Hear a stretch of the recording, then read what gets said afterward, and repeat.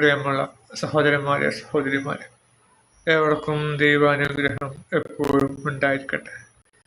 ബിസ്മില്ലാഹിർ റഹ്മാനിർ റഹീം.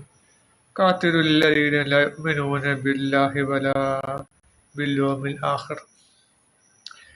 വേദം നൽകപ്പെട്ടവരുടെ കൂട്ടത്തിൽ അള്ളാഹുവിലും അന്ത്യദിനത്തിലും വിശ്വസിക്കാതിരിക്കുകയും അള്ളാഹുവും അവന്റെ ദൂതനും നിഷിദ്ധമായി ഗണിക്കാതിരിക്കുകയും സത്യമതത്തെ മതമായി സ്വീകരിക്കാതിരിക്കുകയും ചെയ്യുന്നവരോട് നിങ്ങൾ യുദ്ധം ചെയ്തു കൊള്ളുക, അവർ കീഴടങ്ങിക്കൊണ്ട് കൈയോടെ കപ്പം കൊടുക്കുന്നതുവരെ.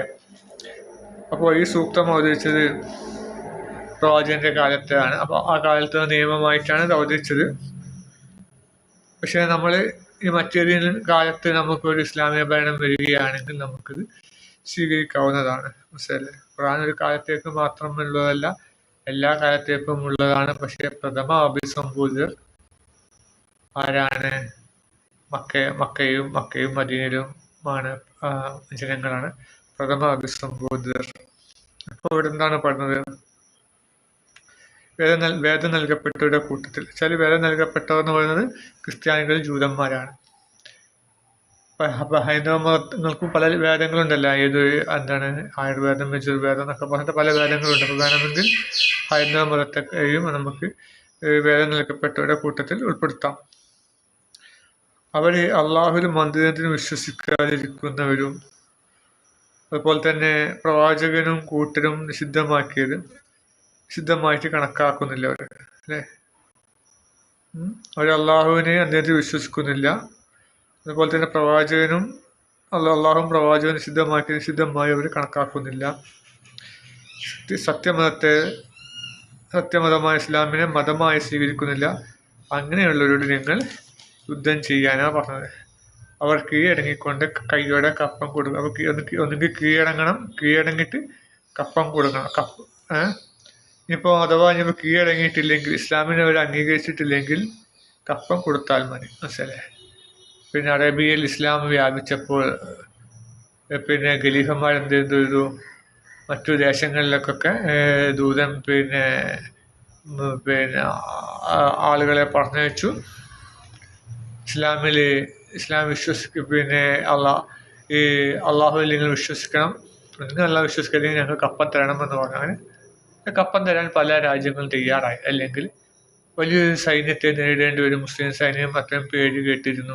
ഭയമായതുകൊണ്ട് അവരെന്ത് ചെയ്തു? കപ്പം കൊടുത്തു. അത് വരുമാന മാർഗമാണ്. ഇസ്ലാമിക രാജ്യങ്ങളുടെ വരുമാന മാർഗം ഒന്ന് സക്കാത്തും അതുപോലത്തെ കപ്പം കിട്ടും. മറ്റു രാജ്യങ്ങൾ ഒന്നെങ്കിൽ ഇസ്ലാം മതം സ്വീകരിക്കുക, ഇസ്ലാം മതം സ്വീകരിക്കും മാത്രം ഒരു ചെറിയ കപ്പം കൊടുക്കുക.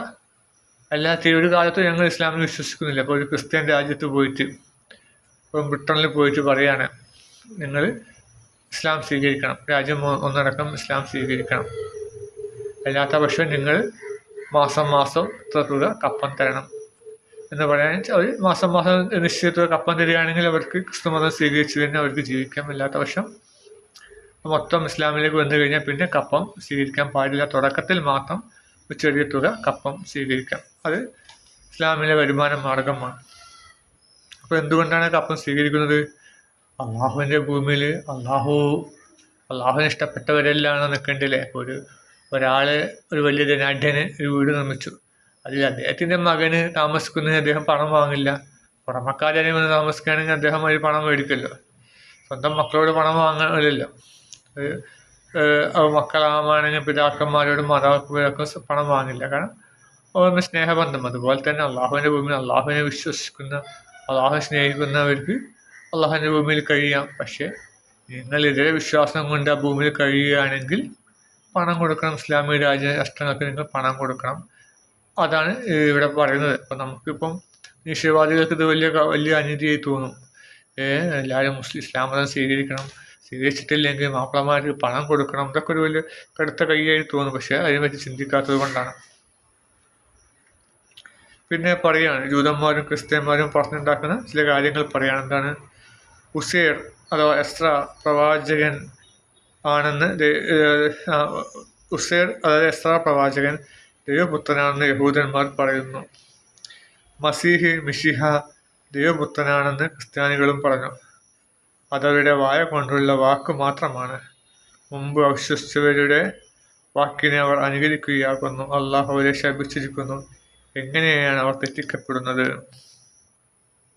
അപ്പോൾ ഉസൈർ പ്രവാചകൻ ഉണ്ടായിരുന്നു അവർക്ക്. ഉസൈർ പ്രവാചകന്റെ കഥ പിന്നെ നമ്മൾ കാസിം ഉസ്താദിൻ്റെ പ്രഭാഷണത്തിൽ കേട്ടിരുന്നു. ഉസൈർ നമ്മുടെ ഗുഹാവാസികളുടെ കഥയോ അല്ലെങ്കിൽ നമ്മളെ ഈ യാസീൻ എന്ന ഇതിലെ കഥയോ ആയിട്ട് ചെറിയ ബന്ധമുണ്ട് ഉസൈർ എന്നുള്ളത്. അപ്പോൾ നിങ്ങൾ അതിനെപ്പറ്റി പഠിക്കുക. ഗൂഗിളിൽ ഉസൈർ ഒന്ന് നോക്കിക്കഴിഞ്ഞാൽ മനസ്സിലാവും. അപ്പോൾ ഉസൈർ പ്രവാചകനെ മറ്റൊരു പിന്നെ ജൂതന്മാർ വിളിച്ചത് മറ്റൊരു പേരാണ്, അല്ലെങ്കിൽ ക്രിസ്ത്യാനികൾ വിളിച്ച മറ്റൊരു പേരാണ് എസ്ര. എസ്ര എന്ന പേരിൽ ഒരു സിനിമയുണ്ട് പൃഥ്വിരാജിൻ്റെ. അത് ഇല്ലുമിനാറ്റികളുടെ തട്ടിപ്പുകളെ പറ്റി പറയുന്നുണ്ട്.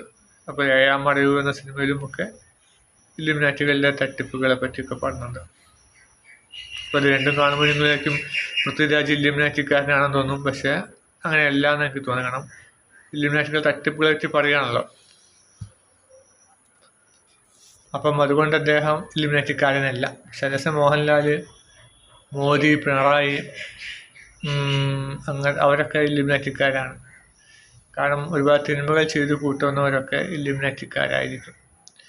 പറഞ്ഞു വരുന്നത് എസ്ര പ്രവാചകൻ ഉസൈർ ദൈവപുത്രനാണെന്ന് യഹൂദന്മാർ പറയുന്നു. അപ്പോൾ എന്തുകൊണ്ടാണ് അങ്ങനെ പറയുന്നത്? അമിതമായ ഭയഭക്തി അല്ലെങ്കിൽ അതിര് കടക്കൽ, മനസ്സിലായില്ലേ? അല്ലെങ്കിൽ പിന്നെ പ്രേമം കൂടി അതിര് കടക്കുക, അല്ലെ പരിധി വിട്ടുപോലെ. നമ്മളൊരു പായസം, സദ്യക്ക് ഒരു പായസം കുടിച്ചു, അല്പം കുടിച്ചു അല്ലേ, പിന്നീട് 2 ഗ്ലാസ് പിന്നെയും വാങ്ങി കുടിച്ചു, പിന്നീട് 3 ഗ്ലാസ് കൂടി കുടിച്ചു കഴിഞ്ഞാലോ നമ്മളവിടെ കിടന്നു പോകും. കാരണം ഭയങ്കര ഏറ്റവും വളരെയധികം പഞ്ചസാര ഇടുന്ന ഒരു സാധനമാണ് പായസം. ഇതിലെ ടേസ്റ്റ് ഉണ്ടാവില്ല. അപ്പം അത്രയും പഞ്ചസാര നമ്മുടെ ശരീരത്തിൽ എത്തുമ്പോൾ നമ്മൾ തളർന്ന് വീണു പോകും, കുഴഞ്ഞു വീണു പോകും. എനിക്ക് ഉണ്ടായിരുന്നു. ഞാനൊരു കല്യാണത്തിന് സദ്യക്ക് പോയപ്പോൾ വളരെ മധുരമുള്ളൊരു പായസം 1 ഗ്ലാസ് ഞാൻ കുടിച്ചു. അപ്പോൾ 1 ഗ്ലാസ് കൂടി തന്നു. അപ്പോൾ മുതലാളി 1 ഗ്ലാസ് പായസം എനിക്ക് കിട്ടുന്നു. അപ്പോൾ ഒന്നായിട്ട് ഒരു മന്ദരമായി തല കിടക്കോ എന്തൊക്കെയോ ഒരു മാലിപ്പോയി. അപ്പോൾ അതാണ് അധികമായി കഴിഞ്ഞാൽ നമ്മളൊന്നും വിഷയം. അതുപോലെ തന്നെ ഇസ്ലാം ഒരു പ്രവാചകനോട് കാണിക്കേണ്ട മര്യാദ ഒക്കെ പഠിപ്പിക്കുന്നുണ്ട്. പ്രവാചകനെ നമ്മൾ എങ്ങനെ സ്നേഹിക്കണം, പ്രവാചകനെ എങ്ങനെ പിന്തുടരണം എന്നൊക്കെ പഠിപ്പിക്കുന്ന ഖുറാനിലൂടെ നമുക്ക് മനസ്സിലാക്കിയെടുക്കാൻ കഴിയും. അപ്പോൾ അതിൻ്റെ അപ്പുറത്തേക്ക് പോകുമ്പോഴാണ് അത് ഇവിടെയൊക്കെ ഈ ആരാധന ദൈവപുത്രനൊക്കെ ആക്കി മാറ്റുന്നത്. എന്താണ്? അമിതമായ ആരാധനയാണ്. മനസ്സിലെ പ്രവാചകനെ നമ്മൾ പ്രവാചകനായിട്ട് കണക്കാക്കാം. മനസ്സിലെ ഓരോരുത്തർക്ക് ഇതുണ്ട്, ഒരു ലിമിറ്റ് ഉണ്ട്. ആ ലിമിറ്റിൻ്റെ അപ്പുറത്തേക്ക് പോകുമ്പോഴാണ് പരിധി വിട്ടു പോലെ. മക്കളെ നമ്മൾ മക്കളായിട്ട് കാണാം, അല്ലെങ്കിൽ അതിനപ്പുറത്തേക്ക് നമ്മുടെ പിതാക്കന്മാരായി കാണുമ്പോഴാണ് അവർ തല തെറിച്ച് പോകുന്നല്ലേ. മക്കളെ ഇതിൽ വളർത്തി കൊണ്ടുവന്ന ഒരു പ്രശ്നമല്ല. പക്ഷെ നമ്മൾ വല്ലാതെ തലയെ കയറ്റിക്കാളും അല്ലേ. അധികം മാതാപിതാക്കൾക്ക് 1-2 മക്കളുണ്ടാവും. അതുകൊണ്ട് വല്ലാതെ തലയെ കയറ്റും. അവർക്ക് വേണ്ട എല്ലാം വാങ്ങിക്കുറിച്ച് കൊടുക്കും. അവർക്ക് യാതൊരു ബുദ്ധിമുട്ടും വരുത്തില്ല, യാതൊരു പ്രയാസം വരുത്തില്ല. ഇപ്പോൾ അടുത്ത് ഇന്നലെ ഞാനൊരു പ്രസംഗം കേട്ടു. ഒരു പള്ളിയിലച്ഛൻ പ്രസംഗിക്കുകയാണ്. അദ്ദേഹം പറയുകയാണ്, ഞാൻ സ്കൂളിൻ്റെ മുമ്പിൽ നിൽക്കുമ്പോൾ എൻ്റെ കുട്ടികൾ ഓട്ടോറിക്ഷയിൽ വന്നിട്ട് ഇറങ്ങുന്നു, പൊരിഞ്ഞ മഴയത്ത് ഇറങ്ങുന്നു. എന്തിനാണ് മഴക്കാലത്ത് സ്കൂൾ തുടങ്ങുന്നത്? അങ്ങനെ കുട്ടികൾക്ക് എത്ര ബുദ്ധിമുട്ടാണ്. ഇങ്ങനെ മഴയുള്ള ദിവസം സ്കൂൾ ലീവാക്കി കൂടെ എന്നാണ് പറയുന്നത്. ഇതൊന്നും സഹിക്കാതെ പിന്നെ കുട്ടികൾ എന്തിനാൻ പറ്റിയ മഴയും വെയിലൊന്നും കൊള്ളിക്കാതെ വേനൽക്കാലം ആയതുകൊണ്ടാണ് 2 ഏപ്രിൽ മെയ് മാസം ലീവ് കൊടുക്കുന്നത് സ്കൂളിൽ.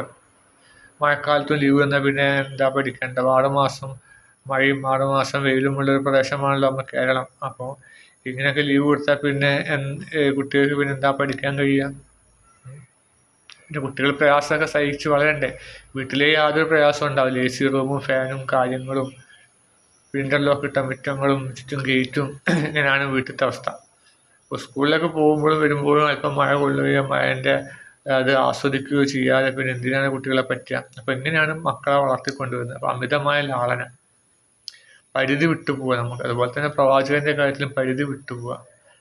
പ്രവാചകൻ നമുക്ക് നന്മ പഠിപ്പിക്കാൻ വേണ്ടി വന്ന ഒരു നേതാവ് അല്ലേ. പ്രവാചകൻ എന്ന വാക്കിൻ്റെ അർത്ഥം എന്താ? പ്രവചിക്കുക. എല്ലാ പ്രവാചകന്മാരും മുമ്പത്തേക്കുള്ള കാര്യങ്ങൾ പ്രവചിച്ചിട്ടുണ്ട്. ദജ്ജാലിനെ പറ്റി പ്രവചിക്കാത്ത ഒരു നബിമാരും കടന്നു പോയിട്ടില്ല ആണ് നമ്മുടെ പ്രവാചകൻ പഠിപ്പിച്ചത്. പ്രവാചകം വെച്ചാൽ പ്രവചിക്കാൻ. അപ്പോൾ മഴയെ പറ്റി പ്രവചിക്കല്ലേ, മഴ നമ്മുടെ കാലാവസ്ഥേൻ്റെ ആൾക്കാർ നമ്മൾ പ്രവാചകന്മാരെന്ന് പറയൂലേ, അതുപോലെ കൈനോട്ടക്കാരെയും പ്രവാചകന്മാർ പറയും. അപ്പോൾ നമ്മൾ ചില കാര്യങ്ങൾ പ്രവചിക്കും, ഭാവിയിൽ നടക്കുന്ന കാര്യങ്ങൾ പ്രവചിക്കും. എല്ലാ പ്രവാചകന്മാരും ഭാവിയിൽ നടക്കുന്ന കാര്യങ്ങൾ പ്രവചിക്കും. നമുക്ക് മരിച്ചു കഴിഞ്ഞാൽ മറ്റൊരു ഗ്രഹമുണ്ട്, അതിനു വേണ്ടി ഭൂമിയിൽ വെച്ച് നന്മ ചെയ്യണം, ഇങ്ങനെ കാര്യങ്ങൾ പ്രവചിക്കുന്നുണ്ട്, മുൻകൂട്ടി പ്രവചിക്കുന്നു. അതുകൊണ്ടാണ് പ്രവാചകന്മാരെന്ന് പറയുന്നത്. പ്രവാചകന്മാർക്ക് ആ പരിഗണന നമ്മൾ മാത്രമേ കൊടുക്കൂ. അതിൽ കൂടുതൽ കൊടുത്ത് ദൈവമാക്കി മാറ്റുകയാണ് നമ്മൾ. കണക്കിലധികം പരിഗണന കൊടുക്കുമ്പോഴാണ് അതിൽ വിട്ടുപോകുന്നത്, ശിർക്കാണ്. ക്രിസ്ത്യാനികൾക്കും ജൂതന്മാർക്കും അതൊക്കെ സംഭവിച്ചത്. ജൂതന്മാർ പിന്നെ എന്ത് ചെയ്തു, മൂസാ നബിയെ തള്ളി പറഞ്ഞു. മൂസാ നബിയെ കാലശേഷമൊക്കെയാണ് ഇവർ പലതും എഴുതിണ്ടാക്കി. തൽമൂദ്, ശരിക്കും തോറാത്താണ് അവരുടെ വേദഗ്രന്ഥം. അവർ തോറാത്തിനെ വലിച്ചെറിഞ്ഞു. തോറാത്തിനെ വലിച്ചെറിയാൻ കാരണം വെച്ചാൽ ഇവരുടെ യോഗ്യതയല്ല. പ്രവാചകൻ മൂസാ നബി പറഞ്ഞൊന്നും അവർ കേട്ടില്ല. ഒരു രാജാവിനോട് യുദ്ധം ചെയ്യാൻ പറഞ്ഞപ്പോൾ അവർ പറഞ്ഞു, ആ രാജാവിനുമായി യുദ്ധം ചെയ്യാനുള്ള കൽപ്പ് ഞങ്ങൾക്കില്ല, നീയും നിന്റെ റബ്ബും പോയി യുദ്ധം ചെയ്യുക. തികഞ്ഞ അക്രമം, അനുസരണക്കേട് അവർ കാട്ടി. ഇസ്രായേലുകൾ, ബനു ഇസ്രായേലുകൾ. പിന്നെ പല ഘട്ടങ്ങളിലും 12ഓളം അല്ലെങ്കിൽ 9ഓളം ദൃഷ്ടാന്തങ്ങൾ കാട്ടിട്ടും അവർ അവസരം കിട്ടുമ്പോഴേക്കും അവരെന്ത് ചെയ്യുന്നു, ദൈവനിഷേധം കാട്ടുന്നുണ്ട്. മൂസാ നബി 40 ദിവസം പിന്നെ ഈ തൗറാത്ത് വാങ്ങാൻ പോയപ്പോഴത്തേക്ക് ഒരു പശുക്കുട്ടിയെ ആരാധിച്ചു. അപ്പോൾ പശു ആരാധന അക്കാലത്തേ ഉണ്ട്. മൂസാ നബിയുടെ കാലത്തിന് മുമ്പേ പശുവിനെ ആരാധിക്കുന്നുണ്ട്. അതിനേക്കാളും ഒരു 100 വർഷം മുമ്പോ ഉള്ള ഒരു ജനതയാണ് പിന്നെ നമ്മുടെ ഇന്ത്യയിലേക്ക് വന്നിട്ടുണ്ടാവുക. കാൽനടയായിട്ട് വന്ന് ഇവിടെ താമസിച്ചിട്ടുണ്ടാവുക, അല്ലെങ്കിൽ ഇന്ത്യയിൽ കൂടെ ആയിരിക്കും നടന്നിട്ടുണ്ടാവുക. അപ്പോൾ ഒരു ജനതയെ കണ്ടുമുട്ടി, പിന്നെ മൂസാ നബി ഇവരെയും കൊണ്ടുപോകും. ജനതയെ കണ്ടുമുട്ടി അവർ പശുവിനെ ആരാധിക്കുന്നത് കണ്ടു. അങ്ങനെയാണ് പശുവിനെ ആരാധിക്കുന്നത്. ദജ്ജാലിൻ്റെ ഇബ്ലീസിൻ്റെ ഒരു കളിയുമുണ്ട്. മനുഷ്യനെ പേപ്പിക്കാൻ ഇബ്ലീസ് നടക്കില്ല. അപ്പം അങ്ങനെയുള്ളൊരു സംഭവം അവർക്ക് കാട്ടിക്കൊടുക്കുകയും സാമരികങ്ങൾ തോന്നുകയൊക്കെ ചെയ്തു. അങ്ങനെ പശുവിൻ്റെ രൂപം ഉണ്ടാക്കി പ്രാർത്ഥിച്ചാൽ തക്കം കിട്ടുമ്പോഴേക്കും അവർ പ്രവാചകൻ ധിക്കരിക്കുക, ദൈവനിഷേധം പ്രവർത്തിക്കുക, അങ്ങനെ ചെയ്യുന്ന കൂട്ടരായിരുന്നു. അപ്പോൾ ഇവരെന്ത് ചെയ്തു, എന്നിട്ട് പ്രവാചകൻ മൂസാ നബി മരിച്ചൊക്കെ ശേഷമാണ് ഇവർ മൂസാ നബി അംഗീകരിക്കുന്നതിന്. അതുവരെ മൂസാ നബി തള്ളിപ്പറഞ്ഞു. എന്നിട്ട് ഇവരിപ്പോൾ എന്താ പറയുന്നത്, എസ്രാ പ്രവാചകനാണെന്ന് പറയുന്നു, എസ്രാ ദൈവപുത്രനാണെന്ന് പറയുന്നു. അത് അമിതമായ ഇതാണ്, ആരാധന അതിരുവിട്ടു പോവുകയാണ്. അപ്പോൾ തന്നെ യഹൂദന്മാർ പറഞ്ഞു. പിന്നെ പറയാം മസീഹ്, അതായത് മിശിഹ ദൈവപുത്രനാണെന്ന് ക്രിസ്ത്യാനികളും പറഞ്ഞു. മിശിഹ അല്ലേ, ഞാൻ മുമ്പത്തെ ഇതിൽ വീഡിയോയിൽ പറഞ്ഞല്ലോ, ഈ മസീഹ് എന്നുള്ളത് പിന്നെ ഈസാ നബിക്കും പറയുന്നുണ്ട്, ദജ്ജാലിനും പറഞ്ഞു. തടവി മാറ്റപ്പെട്ടത് എന്ന അർത്ഥമാണ് ദജ്ജാലിൻ്റെ വാക്ക് ഉപയോഗിക്കുന്നു അല്ലേ. ദജ്ജാലിൻ്റെ ഒരു കണ്ണ് തടവി മാറ്റപ്പെട്ടതാണ്. ഈസാ മസീഹോ പിന്നെ കുഞ്ഞുങ്ങളെ തടവി സുഖപ്പെടുത്തും, രോഗികളെയൊക്കെ തടവി സുഖപ്പെടുത്തും. അതുകൊണ്ടാണ് മസീഹ് എന്ന വാക്ക് ഉപയോഗിക്കുന്നത്. അപ്പോൾ മസീഹിനെ ദൈവപുത്രനാണെന്ന് ക്രിസ്ത്യാനികളും പറഞ്ഞത് എന്തുകൊണ്ടാണ്, അമിതമായ ആരാധന കൊണ്ട് തന്നെ. എന്നിട്ട് പറയാം, അള്ളാഹു പറയാം, അതവരുടെ വായ കൊണ്ടുള്ള വാക്ക് മാത്രമാണ്. മുമ്പ് അവിശ്വസിച്ചവരുടെ വാക്കിനെ അവർ അനുകരിക്കുകയാകുന്നു. അള്ളാഹു അവരെ ശപിച്ചിരിക്കുന്നു. എങ്ങനെയാണ് അവർ തെറ്റിക്കപ്പെടുന്നത്? അള്ളാഹു അവരെ ശപിച്ചിരിക്കും. അപ്പോൾ ശാപപ്രാർത്ഥന നമുക്ക് മുസ്ലിമിനെ അനുവദിച്ചിട്ടുണ്ട്. മനസ്സിലായി, എനിക്കൊരു ധാരണ ഉണ്ട് ശപിക്കാൻ പാടില്ല എന്നൊക്കെ. പിന്നെ ഞാൻ ഖുർആൻ പഠിച്ചപ്പോൾ ശാപം നമുക്ക് നടത്താം, അറ്റ കൈക്ക് നമുക്ക് ശപിക്കാം. ഞാനും ശപിക്കപ്പെട്ട അത് എപ്പോഴും ശപിക്കാറുണ്ട്. മോദിയെയും പിണറായിയെയും ഒക്കെ ശപിക്കാറുണ്ട്. കാരണം പല ദ്രോഹങ്ങളും ചെയ്യുന്നുണ്ട്. കേരള ജനതയോട് ഒരുപാട് ദ്രോഹങ്ങൾ ചെയ്യുന്നവനാണ് പിണറായിലെ. ഒരുപാട് പല അഴിമതി കേസുകളും ഒക്കെ ചെയ്യുന്നുണ്ട്. ജനങ്ങളുടെ നികുതി പണമൊക്കെ സ്വന്തം മകൾക്ക് തീരെഴുതി കൊടുക്കുകയാണ്. മോദി പിണറായി ചേർന്നിട്ടാണ് പല തട്ടിപ്പുകൾ നടത്തുന്നത്. രണ്ട് പാർട്ടിയായിട്ട് നിലകൊള്ളുന്നുണ്ടെങ്കിലും അവർ പിന്നെ പല തരികടയും നടത്തുന്നുണ്ട്. ഇപ്പോൾ ഇന്നലത്തെ പേപ്പറിൽ കണ്ടു, മോദി പിന്നെ വിഴിഞ്ഞത്തേക്ക് വിടുന്നുണ്ട്, അതുകൊണ്ട് പിണറായി അങ്ങോട്ട് പോകുന്നുണ്ട്. അപ്പോൾ ഇവർ തമ്മിൽ ഒറ്റക്കെട്ടാണ്. മോദി വരുമ്പോഴത്തെ പിണറായി പോകും, പിണറായി വരുമ്പോഴത്തെ മോദി പോകും. എന്നിട്ട് ജനങ്ങളുടെ ഇടയിൽ അങ്ങോട്ടും ഇങ്ങോട്ടും ചെളി വാരി കൊണ്ട് നിൽക്കും. പണ്ട് എണ്ണ തുണി കൊണ്ട് അങ്ങോട്ടും ഇങ്ങോട്ടും ഇറങ്ങി കളിച്ച മാതിരില്ലേ. ഒരു എണ്ണ മില്ലിൽ പണിയെടുക്കുന്ന എണ്ണച്ചക്കിൽ പണി ഒരു തൊഴിലാളി ഉണ്ടായിരുന്നു. അപ്പം വീട്ടിൽ നിന്ന് പോകുമ്പോൾ ഭാര്യ പറഞ്ഞു, നിങ്ങൾ വരുമ്പം എനിക്ക് ഇവിടെ എണ്ണ ഇല്ല, കുറച്ച് എണ്ണ കൊണ്ടുവരുന്നതാണ്. അപ്പം പറഞ്ഞു പിന്നെ എണ്ണ മുതലാളി തന്നെ മുടപ്പിച്ചിരിക്കാൻ അയാൾ തരില്ല. അപ്പം പറഞ്ഞു നമുക്ക് ഐഡിയ ചെയ്യാം, ഞാൻ ചക്ക് തുടയ്ക്കുമ്പോൾ ആ തുണി നീ എന്നോട് ഈ തൊഴിലാളിയുടെ വീടും പിന്നെ ഈ എണ്ണ മില്ലും തൊട്ടടുത്താണ്, അപ്പം നീ എന്നെ നല്ലവണ്ണം ചീത്ത പറയാം. അപ്പം ഞാൻ എന്താ ചക്ക് തുടക്കുന്ന എണ്ണ തുണി കൊണ്ട് ഞാൻ എന്നെ അറിയും, നീ അത് പിഴിഞ്ഞിട്ട് എന്ത് ചെയ്യുക ഇങ്ങോട്ടേക്ക്. അങ്ങനെ പിന്നെ ഇയാൾ ചക്കിൽ പണിയെടുക്കാൻ തുടങ്ങിയപ്പോൾ ഈ ഭാര്യ എന്ത് പറഞ്ഞു, നിങ്ങളിങ്ങനെ നയിക്കുന്നുണ്ട്, കെട്ടിക്കാനായ മോളുണ്ട്, അവളെ കെട്ടിച്ചേരുന്ന വിചാരമുണ്ടോ, അങ്ങനെ എങ്ങനെയെന്നാണ് നൊടിയാൻ തുടങ്ങി. അപ്പോൾ ഇയാൾ പറഞ്ഞ് ഞാൻ നയിക്കണ പൈസ ഒക്കെ നിനക്കെന്നാ തരുന്നത്, അല്ലാതെ വേറെ ഞാൻ കണ്ട് തെവിടിശിക്കൊന്നും കൊടുക്കുന്നില്ല എന്ന് പറഞ്ഞ് ഇയാൾ എണ്ണ തുടിച്ചത് ഒറ്റ കയറുകയാണ്. ഇവളെന്ത് ചെയ്തു, ആ തുണി പിഴിഞ്ഞിട്ട് ഇങ്ങോട്ടേക്കും പറഞ്ഞു. അങ്ങനെ ഇവർക്ക് വേണ്ട എണ്ണ കിട്ടി. ഇത് കണ്ട് മുതലാളി ഇങ്ങനെ രസിച്ചടങ്ങനെ ഇരുന്നു. അപ്പോൾ അതുപോലെ അപ്പം നമ്മളെ അവസ്ഥ, മോദി പിണറായിനെ കുറ്റം, പിണറായി മോദിയെ കുറ്റം, നമ്മളതിങ്ങനെ കേട്ടിങ്ങനെ ഇരിക്കുക. പക്ഷെ ഇവർ തമ്മിലെ അന്തർധാര സജീവമാണ്. അപ്പം ജനങ്ങളെ പറ്റിക്കുകയാണ് മോദിയും പിണറായി. അപ്പം ഇവർ രണ്ടുപേരും ഞാൻ കണക്കറ്റ് ശപിക്കാറുണ്ട്. ശപിക്കപ്പെട്ട ഇബ്ലീസും ദജ്ജാലും കണക്കറ്റ് ശപിക്കാറുണ്ട്. കാരണം ഒരു വിശ്വാസിയുടെ അവസാനത്തെ രത്താനെയാണ് ശാപപ്രാർത്ഥന, അല്ലേ? നമുക്ക് ഓരോപ്പോൾ ഒന്നും ചെയ്യാനും കഴിയില്ല, ചെയ്ത് കഴിഞ്ഞാൽ നമ്മൾ അറസ്റ്റിലാവുകയും ചെയ്യും. അപ്പം ശാപപ്രാർത്ഥന നടത്തിയാൽ ആരും അറസ്റ്റ് ചെയ്തില്ല, കാരണം നിരീശ്വരവാദികളാണ്, അവർക്ക് ദൈവത്തിനൊന്നും വിശ്വാസമില്ല, ശാപപ്രാർത്ഥന വിശ്വാസമില്ല. അപ്പം ശാപപ്രാർത്ഥന നമുക്ക് ഒരു വ്യക്തിയുടെ ഒരു അവസാനത്തെ ആയുധമാണ്, അത് നമ്മുടെ മനസ്സുകൊണ്ടുള്ളതാണ്. അത് നമുക്ക് ആർക്കെങ്കിലും പ്രാർത്ഥിക്കും, പക്ഷെ സത്യസന്ധമായിരിക്കണം. മനസ്സിലെ വെറുതെ ന്യായമില്ലാണ്ട് വെറുതെ നല്ല വ്യക്തികളെ നമ്മൾ ശപിക്കാൻ പാടില്ല. വിശ്വ വ്യക്തികളെ നമുക്ക് ഒരുപാട് ദ്രോഹങ്ങൾ നമുക്ക് ഒരാൾ വരുത്തുക. അപ്പോൾ ഒരു പാവപ്പെട്ട ഒരു വികലാംഗനായ അന്ധനായ ഒരാളെ വല്ലാതെ ഒരാൾ ഉപദ്രവിക്കുകയാണ്. ഇവനക്ക് തിരിച്ച് മറുപടി കൊടുക്കാൻ കഴിയുന്നില്ല, കണ്ണിനും കാഴ്ചയില്ല, ആരോഗ്യവുമില്ല, ഒക്കെ അടി വാങ്ങുകയാണ്. പക്ഷെ അവനൊന്നും ചെയ്യാൻ കഴിയും, പ്രാർത്ഥിക്കാൻ കഴിയും. ശാപപ്രാർത്ഥന ദൈവത്തോട് പ്രാർത്ഥിക്കാനും കഴിയും. ആ പ്രാർത്ഥന അല്ലാതെ കേൾക്കും, മർദ്ദിതൻ്റെ പ്രാർത്ഥന അല്ലാതെ കേൾക്കും.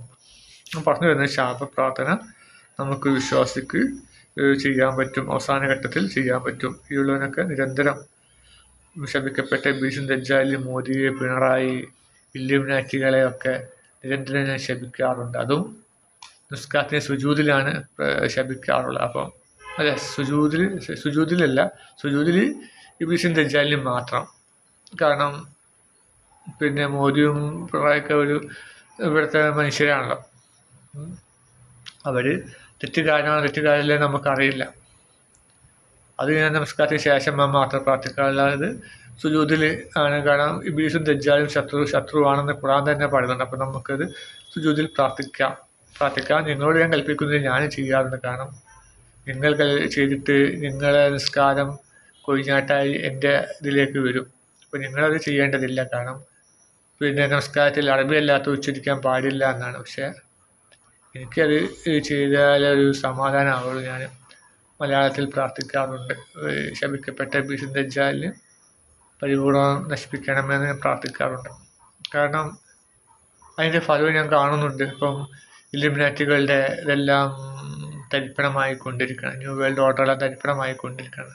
അത് ഇവരുടെ പ്രാർത്ഥന കൊണ്ടാണ് ഞാൻ വിശ്വസിക്കുന്നുണ്ട്. അപ്പം നമുക്കത് പ്രാർത്ഥിക്കും, തെറ്റില്ല. അള്ളാഹു അവരെ ശപിച്ചിരിക്കുന്നു, എങ്ങനെയാണ് തെറ്റിക്കപ്പെടുന്നത്. അപ്പം ഇത് ശപിക്കപ്പെട്ട ഇബ്ലീസിൻ്റെ വേലയാണ്. പ്രവാചകന്മാരെ ദൈവപുത്രനാക്കുക, പിന്നീട് ദൈവമാക്കി മാറ്റുക. അപ്പോൾ ഒന്നിൽ കൂടെ ദൈവത്തെ ഏകനായ ദൈവത്തെ ആരാധിച്ചു കഴിഞ്ഞാൽ മനുഷ്യരിൽ പല ശക്തി വിശേഷണങ്ങളും വരും. അപ്പം അത് പാടില്ല. ഞാൻ പണ്ട് നമ്മളെ അർജുനൻ്റെ കഥ പറഞ്ഞല്ലോ, അമ്പ് ചെയ്ത് മരത്തിന് മുകളിൽ എന്ത് കാണുന്നുണ്ടോ ചോദിച്ചപ്പോൾ എല്ലാവരും പറഞ്ഞു ഞങ്ങൾ മരവും കിളിയും ഒക്കെ കാണുന്നുണ്ട് ഒക്കെ പറഞ്ഞു. അർജുനൻ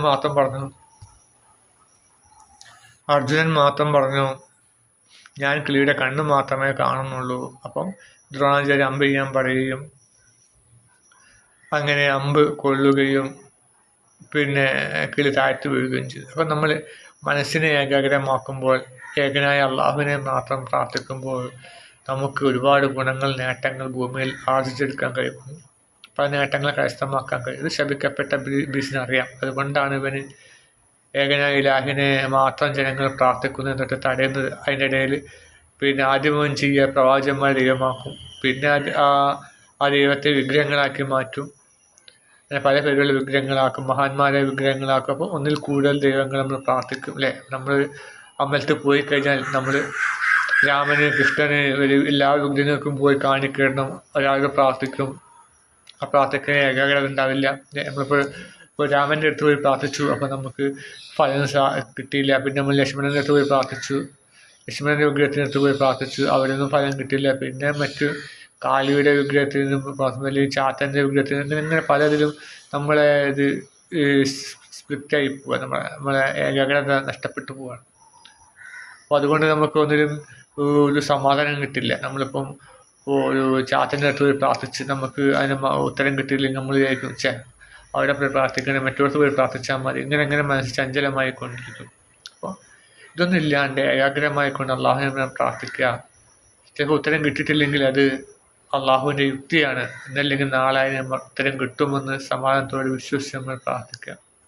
അപ്പോൾ നിഷ്കളങ്കമായിക്കൊണ്ട് പിന്നെ ഋജുമാനസനായിക്കൊണ്ട് അള്ളാഹുവിനെ മാത്രം പ്രാർത്ഥിക്കുന്ന ആ ഭാഗ്യന്മാരുടെ കൂട്ടത്തിൽ അള്ളാഹു നമ്മൾ പെടുത്തുമാറാകട്ടെ. അങ്ങനെ ഒരേ ലക്ഷ്യം മാത്രമായിക്കൊണ്ട് അള്ളാഹുവിനെ പ്രാർത്ഥിക്കുകയും അങ്ങനെ അതുവഴി വൻ നേട്ടങ്ങൾ കരസ്ഥമാക്കുകയും ചെയ്യുന്ന ഭാഗ്യന്മാരുടെ കൂട്ടത്തിൽ